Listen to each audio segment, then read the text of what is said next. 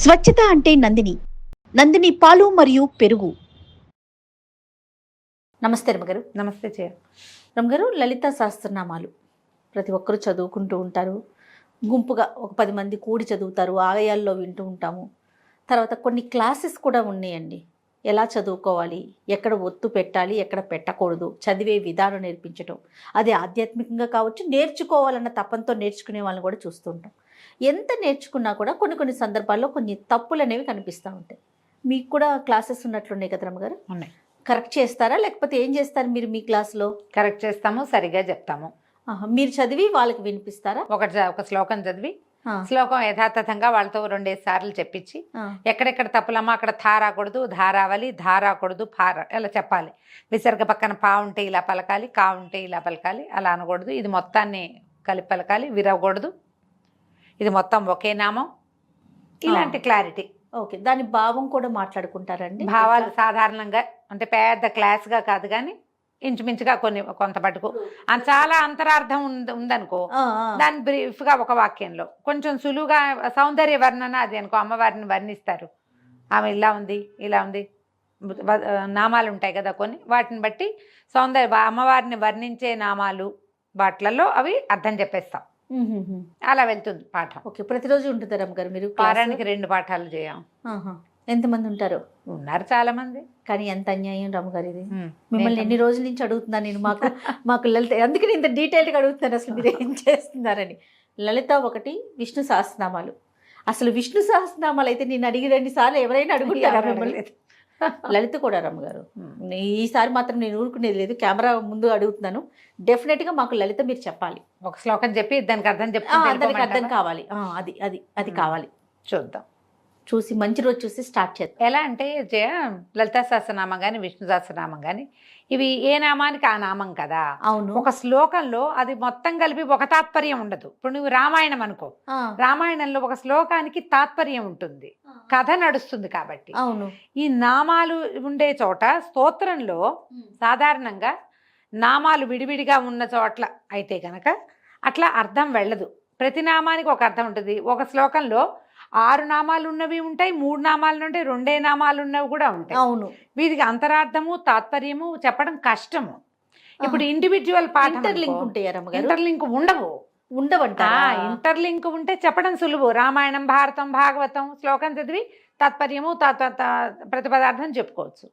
నామాలతో శ్లోకం ఏర్పడిన ఉన్నాయి కదా, లలితా సహస్రనామం, విష్ణు సహస్రనామం, లక్ష్మీ అష్టోత్తరము, వీటికి అలా అర్థం చెప్పడం కష్టం. ఎక్కడైనా మన ప్రవచనాలు అవి చెప్పేటప్పుడు గురుగారులు అంతా చెప్తారు, కానీ నేను నామంగా వెళ్తాను. కానీ పాఠం చెప్పటం వేరు, వీడియో చేయటం వేరు, పరిధి ఉండదు. మనం ఇంత ఫ్రేమ్ ఉండాలి కదా. మనకి 10 నిమిషాలు, 8 నిమిషాలు వీడియో, 14 నిమిషాలు అనుకో, ఆ ఫ్రేమ్లో కుదరదు. మనం ఎలాబరేట్గా చెప్పేటప్పుడు, పాఠం చెప్పేటప్పుడే ఇది కుదురుతుంది. అందుకని దాని జోలికి వెళ్ళదు. ఇప్పుడు సౌందర్యలహరి అనుకో, నువ్వు అడిగినట్టు, సౌందర్యలహరిలో ఒక శ్లోకము ముక్తకాలు, ఏ శ్లోకానికి ఆ శ్లోకం ఉన్నప్పటికీ శ్లోకంగా మొత్తం కలిపి ఒక తాత్పర్యం వస్తుంది. నామాల విషయంలో అది కుదరదు. ఓకే, ఒక పని చేద్దామండి. మీరు పాఠం చెప్తున్నామనే అనుకోండి, దాన్ని మాత్రం మేము రికార్డ్ చేసుకుంటాం ఖచ్చితంగా. నాకైతే లలిత అండ్ విష్ణు సహస్రనామాలు మీ దగ్గర నుంచి కావాలి రమ్మగారు. భగవదేచ్ఛమ్మ, భగవంతుడు ఎప్పుడు అమ్మవారు కరుణిస్తే అప్పుడు. సంస్కృతం చదువుకున్నారు మీరు. మీలాంటి వారి దగ్గర నుంచి వింటే ఒత్తులు, పొల్లులు, తప్పులు లేకుండా ఆ భావం అనేది కరెక్ట్గా, ఆ పదాన్ని కరెక్ట్గా పలకటానికి ఒక అవకాశం ఉంటుందండి. ప్లస్ పర్మనెంట్గా ఉండిపోయేవి కదా రమ్మగారు. ఎవరికైనా ఎప్పటికైనా చూసి విని నేర్చుకోవటానికి ఒక అవకాశం. బుక్స్ కూడా ఇప్పుడు రకరకాలుగా మార్కెట్లో మనకు అందుబాటులో ఉన్నాయి. కొన్నిట్లో తప్పులు ఉంటాయి, ఒప్పులు ఉంటాయి. అది ఎట్లా చూస్ చేసుకోవాలండి? మనకి ఎట్లా తెలుస్తుంది రమ్మగారు? మనం చాలా చోట్ల ఉంటాయి జయ. ప్రతి వాళ్ళు ప్రింట్ చేసి ఇచ్చేస్తారు పుస్తకాలు. ఈ మధ్య పెళ్ళిళ్ళల్లో, ఏదైనా ఫంక్షన్లలో, దేవాలయాల్లో కనపడుతుంటాయి కదా. మనం ప్రింటర్స్ని చూసుకోవచ్చు. శంకర మఠం వాళ్ళు ప్రింట్ చేసినవి జనరల్గా బాగుంటాయి. ఓహో, స్తోత్రమాలిక అవి చేశారు. వాళ్ళ దగ్గర అక్షరాల తప్పులు ఉండవు, దోషాలు లేకుండా ఉంటాయి. అయితే ఇటీవల నేను ఇంకొకరిని కలిసాను, శ్రీరామ్ సమృద్ధి అని ఒక గ్రూపు. వీళ్ళు శ్రీరామ్ సమృద్ధి దాంట్లో మనకి వెబ్సైట్లో కనపడుతుంది క్లియర్గా. వీళ్ళు ఒక పెద్ద పుస్తకం వేశారు జయ. బుక్ పెద్దది. ప్రతి నామము వివరంగా అందులో ఎన్ని అక్షరాలు ఉన్నాయి, అక్షరాలు విడివిడిగా రాసి ఈ నామానికి ఇన్ని అక్షరాలు అని క్లియర్గా రాసి పెట్టారు. ఓకే. బుక్ చాలా బాగుంది, నీకు చూపిస్తాను నేను. ఇదిగోండి అబ్బా చేసి ఎంత బాగుంది తల్లి కదా. అయితే ఈ బుక్ చూసినప్పుడు నాకు ఇది నచ్చింది, చాలా బాగుంది. ఎవరైనా మీకు ఆసక్తిగా ఉన్నవాళ్ళు శ్రీరామ్ సమృద్ధి అని మీరు వెబ్సైట్ కనుక వెతికితే ఆన్లైన్ దొరుకుతుంది. వీళ్ళు ఇన్స్టాలో కూడా కనిపిస్తారు. ఎలా రాశారంటే చూద్దాం. ఒక మాదిరిగా చిన్నగా పెద్ద అర్థంగా రాయలేదు, కానీ ఎలా చదవాలో అందరూ జనరల్గా అంటున్న తప్పులు ఎలా అనకూడదు అనే ఒక వివరం కూడా రాశారు. ప్రతిదానికి ఇచ్చారా? ప్రతి శ్లోకానికి. ఇప్పుడు నీకు ఇట్లా చూపిస్తాను చూడు క్లియర్ శ్లోకము కదా, ఇప్పుడు కనిపిస్తుంది. ఈ శ్లోకం రాశారు. భవానీ భావన గమ్య భవారణ్య కుఠారిక భద్రప్రియ భద్రమూర్తిర్భక్త సౌభాగ్యదాయిని. ఈ శ్లోకం దీంట్లో వీళ్ళు రాశారు మొత్తం నామాలు 6. ఈ నామం పఠించేటప్పుడు భద్రమూర్తిర్ భక్త సౌభాగ్యదాయిని అని చదువుకోవాలి. నామం విడదీసి చదువుకోవాలనుకుంటే భద్రమూర్తి భక్త సౌభాగ్యదాయిని అని చదవాలి. ఎలా చదవాలో రాశారు. సూపర్. అలా కాకుండా భద్రమూర్తిర్ భక్త సౌభాగ్యదాయిని అని చేయకూడదు, మూర్తిర్ అనాలి, మూర్తి భక్త అనాలి. ఇలా ఎలా అనాలో రాశారనమాట. ఇందులో భవాని 3 అక్షరాల నామం, భావనాగమ్య 5 అక్షరాల నామం, భవారణ్య కుఠారిక 8 అక్షరాల నామం, భద్రప్రియ 4 అక్షరాల నామం, భద్రమూర్తి 4 అక్షరాలు, భక్త సౌభాగ్యదాయిని 8 అక్షరాలు, భవాని. వీటిని ఎట్లా చదువుకోవాలని మనం ఒకవేళ కనుక హోమం ఇది చేసుకుంటున్నాం అనుకో, అర్చన చేస్తాం, ఒక్కొక్క నామము చదివి చేస్తాం కదా.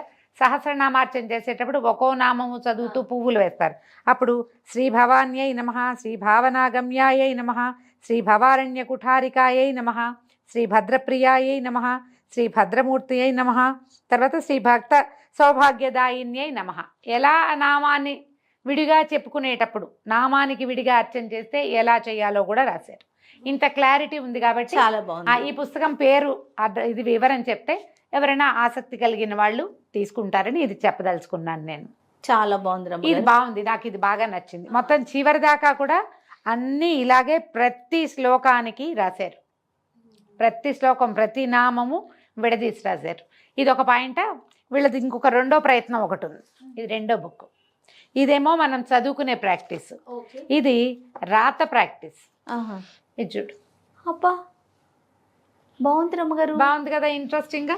వీళ్ళు ఏం చేశారంటే ప్రతి శ్లోకము పైన రాసి అందులో ఉన్న ప్రతి అక్షరాన్ని కింద విడదీసి రాసి ఆ కింద అది మీరు రాయటానికి వీలుగా రాస్తే బాగా తొందరగా వస్తుంది కదా.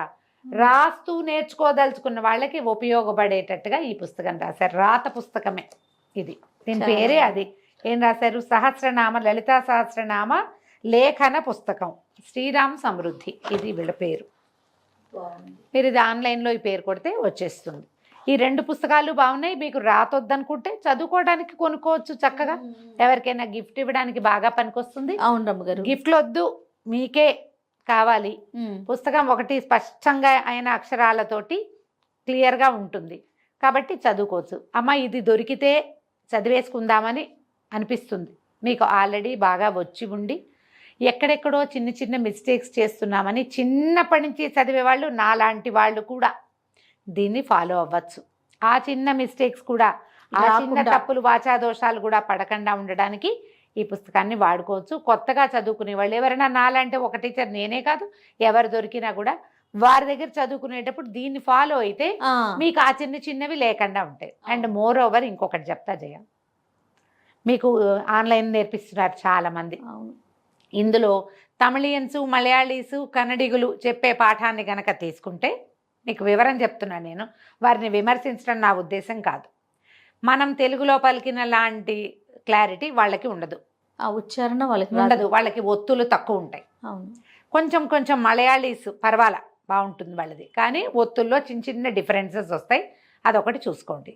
తర్వాత దీన్ని సంస్కృతం రాని వాళ్ళు ఆల్రెడీ ఇలాగే నాలాగా ఎవరి దగ్గర నేర్చుకుని మీకు చెప్తామంటే తీసుకోవద్దు. నేను ఆ గురువుగారిని ఫాలో అవుతున్నా, ఈ గురువుగారిని ఫాలో అవుతున్నా, వాళ్ళు చెప్పింది చేస్తున్నామని చకచకా చదివేసి ఇంతే అంటే తప్పు. అలా చేయకూడదు.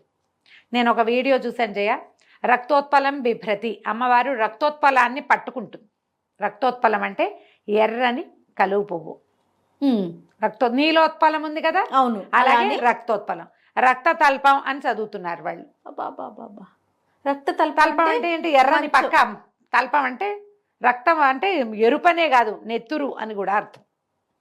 ఎర్రటి పక్కే కాదు, నెత్తుటి పక్క అని కూడా అర్థం వస్తుంది. మీకు తెలియనప్పుడు ఆ గురుగారిని ఫాలో అవుతున్నాను, గురుగారి పేరు చెప్పి మీరు తప్పించుకుందామని అనుకోవద్దు. తప్పులు చెప్పకండి. ఇబ్బంది ఏదో చెప్పేసేయాలని ఎందుకు? మీకు చేత వచ్చిందే చేయొచ్చు కదా, ఎందుకు పెద్ద చెప్పుల్లో కాళ్ళు పెట్టాలి కదా? మన చెప్పులకి మనం అక్కడి నుంచి మాట్లాడేటప్పుడు ఒత్తులు అలవాటుగా పలికే వాళ్ళ విధానం వేరేగా ఉంటుంది, కావాలని పలికే వాళ్ళ విధానం వేరుంటుంది. అక్కర్లేకుండా ప్రతి చోట బాగా ఒత్తి చెప్పడం తప్పు. ఇప్పుడు ఆ విధంగా అనకూడదు, థా అని పడేయకూడదు. విధంగా అంటే విధమే అనాలి, విథా అనకూడదు. నువ్వు అక్షరం ఎక్కువ పెట్టినట్టు. నువ్వు ఎక్కువ చెప్పినా తప్పే, అనకపోయినా తప్పే. ఎంత అనాలో అంతే అనాలి. ఆ అంత అనడాన్ని మీరు నేర్చుకోవాలి. నేర్చుకున్నాక ఎవరికైనా చెప్పడానికి ప్రయత్నం చేయాలి. మీరు విని నాకు వచ్చు అని అనుకోవద్దు, చదివి నాకు వచ్చేసింది అనుకోవద్దు. చెప్పుకోండి, ఎవరి దగ్గరైనా నేర్చుకోండి. నేర్చుకున్నాక మీరు చెప్పచ్చు. బేసిక్ సంస్కృతం రావలేను, ఇది బేసిక్ రూల్. అప్పుడే పట్టు మీరు సరిగ్గా చెప్పగలుగుతారమ్మా. మీరు అంటున్న దాంట్లో తాతాలలో డిఫరెన్స్ ఉంది. ఉన్నప్పుడు దాన్ని తెలుసుకోవాలి కదా, మీకు అర్థమైతే కదా. ఇప్పుడు నేను మిమ్మల్ని ఎవరినైనా తక్కువ చేయటమో చిన్నపుచ్చటమో నా ఉద్దేశం సుతరాము కాదమ్మా. ఎందుకు ఇలాంటి పొరపాట్లు చేయాలి మనం? అదే కదా, భగవంతుడితోటి వ్యవహారం కదా. మరి అమ్మతోటి ఎలా పలికినా, భక్తులు పిలిస్తే కన్నప్పకి పలకలేదా మాకు పలుకుతుంది ఇలాంటి పిచ్చి మాటలు మాట్లాడకండి. కన్నప్ప ఆటవికుడు, బోయవాడు, ఆయన భక్తి అది. మనం అది కాదు కదా. మనం చదువుకున్నాం, మనకు తెలుసు. బాగా చెప్పారు. మనకు తెలుసు కదా. మనకు తెలిసినప్పుడు ఏం చేయాలి? బాగా తెలుసుకుని చెప్పాలి.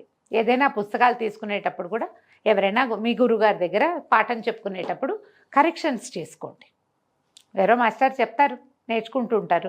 మీ బుక్లో ఆ కరెక్షన్ రాసి పెట్టుకుని ప్రొనౌన్సియేషన్లో ఉన్న చిన్న చిన్న డిఫరెన్సెస్ పోగొట్టుకుంటే అమ్మ మీరు ప్రధానంగా ఒకటి అర్థం చేసుకోండి, మనం అమ్మని ఎలా పిలిచినా పలుకుతుంది, అందులో సందేహం లేదు. ఎలా పిలిచినా ఏ బిడ్డకైనా ప్రతి వాళ్ళు అమ్మ తాలూకు బిడ్డలమే.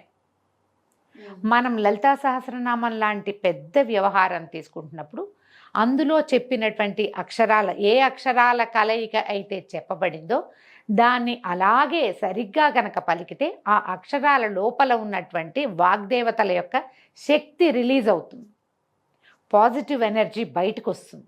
అమ్మని పిలవటంతో పాటు ఆమె ఎనర్జీని కూడా మనం పొందాలి. అంతే కదా. ఆ ఎనర్జీని పొందాలి అంటే అక్షర దేవతని ఉపాసన చేయాలి. ఆ ఉపాసించడం అంటే ఏమిటి? ఏదో పూజ చేయమని కాదు, అది ఎలా ఉందో అలా పలుకు, అక్కడ ఏం చెప్పబడిందో అదంటమే ఉపాసనమ్మా, అంతే.